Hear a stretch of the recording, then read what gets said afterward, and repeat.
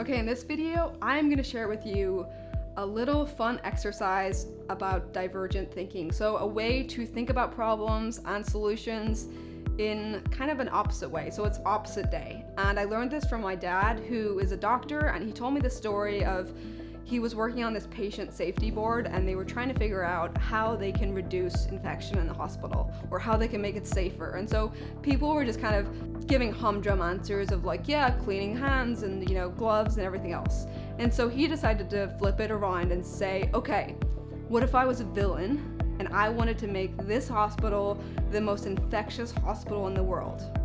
And this is not like bringing in infection, it's under the radar things that you could be doing to sabotage the hospital without anyone even knowing. So it's very subtle, but important because it's things that could actually be happening that you don't even realize is sabotaging what your goal is. So then when they started coming up with ideas, it's like, okay, what does that look like?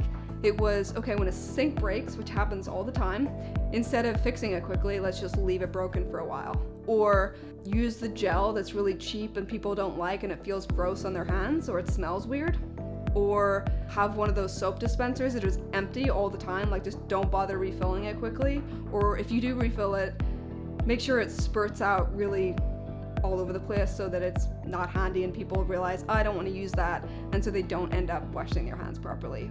Or maybe the person that orders the gloves and the gowns decides to just not order it as much, like slow supply chain because they're lazy or can't be bothered. So as people were coming up with these ideas, all of this stuff happens. And he's like, oh yeah, you always fix the sink right away, or you always make sure there's soap in the dispensers, or that you're not using the cheapest, grossest, smelliest one.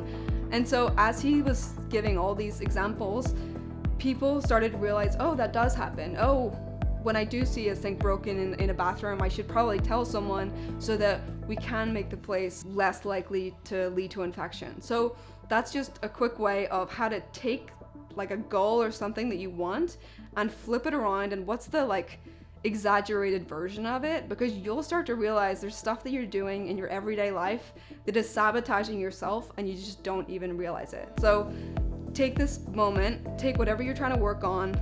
If you're in a group or just by yourself, start writing down the opposite effect that you want and everything that would lead to it, because I bet you like $5, not really gonna give you $5, but I'll bet you $5 that you will figure out stuff that you're doing that is sabotaging yourself, and then you can start to change things.